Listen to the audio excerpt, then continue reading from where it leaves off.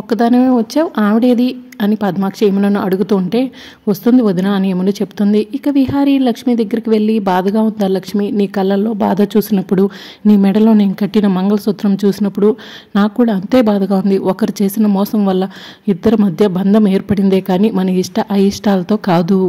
ఇష్టం లేనిదే ఏ బంధం కూడా నిలబడదు.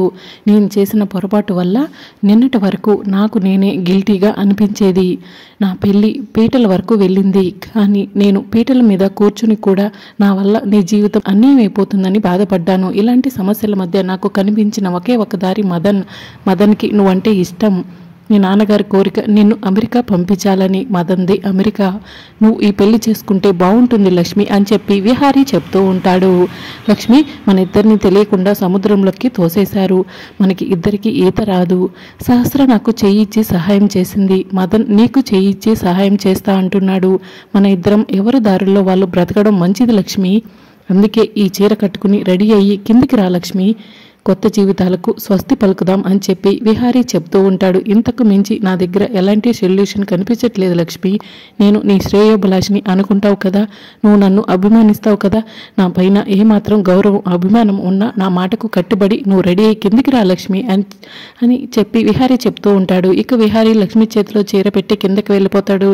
ఇక లక్ష్మి ఏడుస్తూ ఉంటుంది. ఇక విహారీ కిందకి రాగానే, విహారీ ఏంటి లక్ష్మి ఇంత లేట్ చేస్తుందంటే, లక్ష్మికి ఇది ఇష్టం లేదా అని చెప్పి మదన్ అడుగుతూ ఉంటాడు.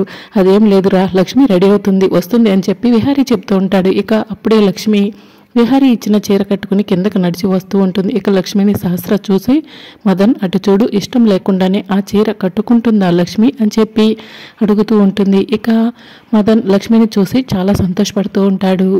నాన్న విహారీ, లక్ష్మికి ఏం చెప్పి ఒప్పించావు అని యమున అడుగుతూ ఉంటుంది. మదన్ గురించి చెప్పానమ్మా, మదన్తో తన లైఫ్ ఎలా ఉంటుందో ఎక్స్ప్లెయిన్ చేశాను అంతే అని విహారీ చెప్తూ ఉంటే, మంచి పని చేశావు నాన్న అని యమున చెప్తుంది.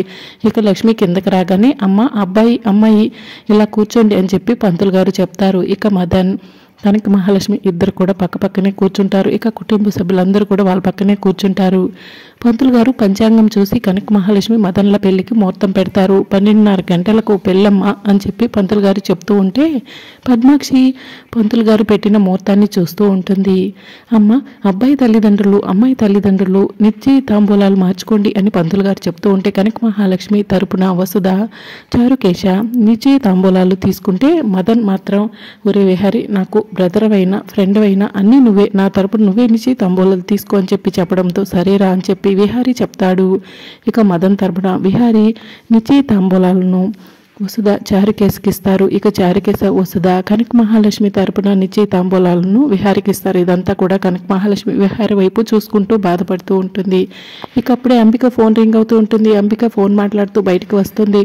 చెప్పండి అని చెప్పి అంబిక అంటుంది. మేడం, నిన్న కొత్తగా వచ్చిన అమ్మాయి 50 crores గురించి చెప్పింది కదా అని చెప్పి అతను ఫోన్లో అంటూ ఉంటే, మీరు దాని గురించి ఆలోచించకండి అని చెప్పి అంబిక చెప్తూ ఉంటుంది. నేను ఆలోచిస్తుంది దాని గురించి కాదు, ఫ్యూచర్లో పెద్ద కాంటాక్ట్ చేయబోతున్నాము, దానిలో ఆ అమ్మాయి వల్ల ఎలాంటి ప్రాబ్లమ్స్ ఏమైనా వస్తాయేమోనని భయంగా ఉందని అతను చెప్తూ ఉంటాడు. ఆ ప్రాబ్లంకి ఆల్రెడీ సొల్యూషన్ నేను చూసుకున్నానని అంబిక చెప్తూ ఉంటుంది. మేడం, ఎందుకో మీరు మీ కంపెనీలో ఆధిపత్యాన్ని దక్కించుకోలేకపోతున్నారో అనిపిస్తుంది. ఒకసారి ఆధిపత్యం చేజారిపోతే దాన్ని దక్కించుకోవడం చాలా కష్టం మేడం. అందుకే మీ చేతుల్లోకి మళ్ళీ మీ ఆధిపత్యాన్ని తీసుకొచ్చుకోండి అని చెప్పి అతను చెప్తూ ఉంటే, అన్నీ నేను ప్లాన్గానే చేసుకుంటున్నాను, మీరెవరు కంగారు పడకండి అని చెప్పి అంబిక ఫోన్ కట్ చేస్తుంది. వసూలు లక్ష్మి, నన్నే ఆఫీస్లో డబ్బులు కట్టమని బెదిరిస్తావా? అందుకే నీకు చెక్ పెట్టేశానే అని చెప్పి అంబిక మనసులో అనుకుంటుంది.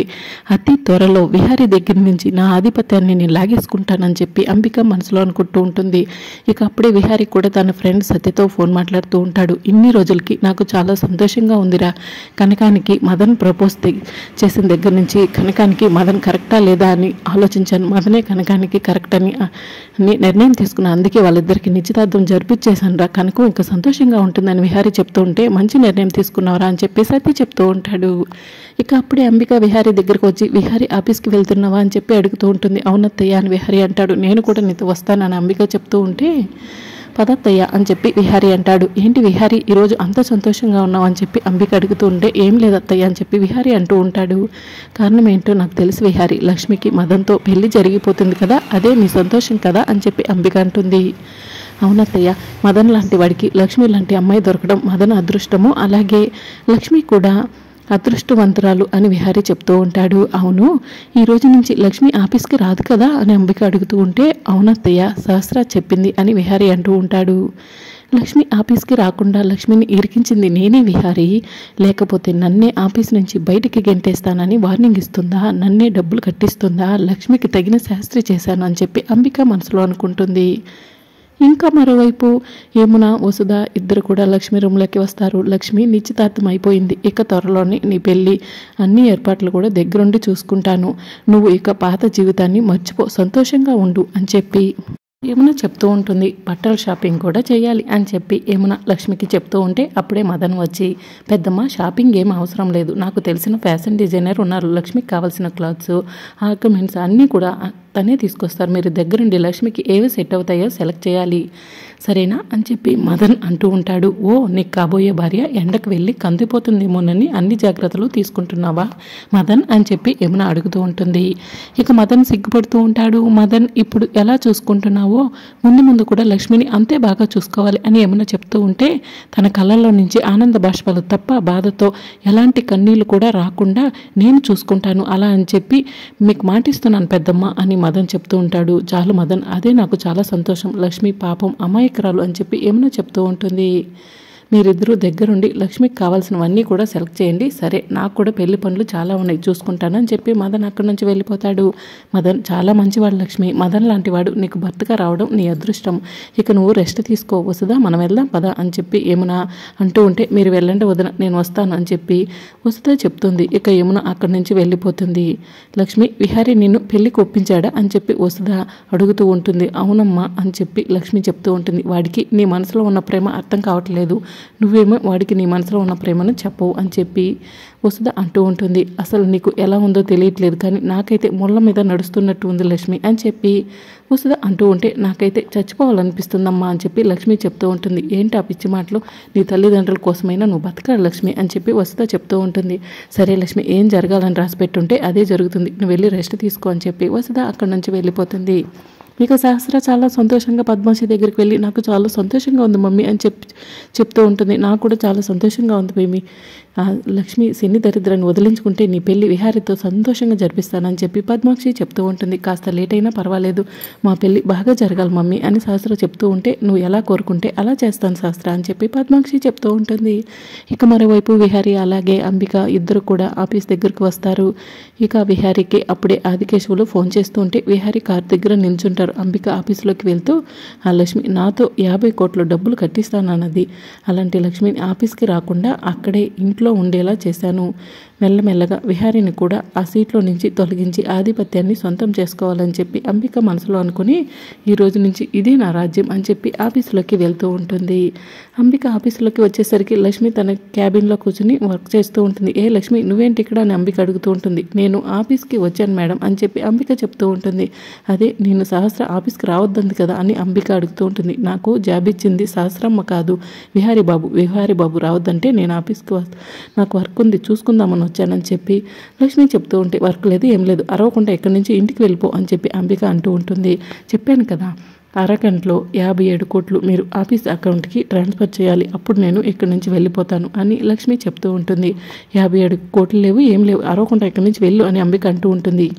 అరగంటలో 57 కోట్లు ఆఫీస్ అకౌంట్కి ట్రాన్స్ఫర్ అవ్వకపోతే సాక్ష్యాధారాలతో సహా విహారీ గారి ముందు మిమ్మల్ని నిలబెడతానని చెప్పి లక్ష్మి అంబికకు వార్నింగ్ ఇస్తుంది. ఇక దాంతో అంబిక టెన్షన్ పడుతూ అక్కడి నుంచి వెళ్తూ ఉంటే, మేడం మీకు అరగంట మాత్రమే టైం ఉంది అని చెప్పి లక్ష్మి చెప్తూ ఉంటుంది. ఇక మరోవైపు విహారీ ఆదికేశవులు ఫోన్లు లిఫ్ట్ చేసి, హలో మామయ్య గారు అని చెప్పి అంటూ ఉంటే, ఎలా ఉన్నారు బాబు అని చెప్పి ఆదికేశవులు అడుగుతుంటారు. నేను బాగానే ఉన్నాను మామయ్య గారు, మీరు ఎలా ఉన్నారు, అత్తయ్య ఎలా ఉంది అని చెప్పి విహారీ అడుగుతాడు. మేము కూడా బాగానే ఉన్నాం బాబు, నిన్నటి నుంచి కనకం గురించి బెంగగా ఉంది, దాన్ని ఫోన్ చేస్తుంటే ఫోన్ కలవట్లేదు, ఒకసారి కనకానికి ఫోన్ ఇస్తారా అని ఆదికేశవులు అడుగుతుంటాడు. నేను బయటకు వచ్చాను, కనక మహాలక్ష్మి ఇంట్లో ఉంది, ఇంటికి వెళ్ళిన తర్వాత ఫోన్ చేపిస్తాను మామయ్య గారు అని చెప్పి విహారీ చెప్తూ ఉంటాడు. మిమ్మల్ని అనవసరంగా ఇబ్బంది పెట్టినట్టున్నాను, సరే అల్లుడు గారు ఉంటాను అని చెప్పి ఆదికేశవులు ఫోన్ కట్ చేస్తాడు. మరి రాబోయే ఎపిసోడ్లో ఏం జరుగుతుందో తెలుసుకోవాలనుకుంటున్నారా? అయితే ఛానల్ని సబ్స్క్రైబ్ చేసుకోండి.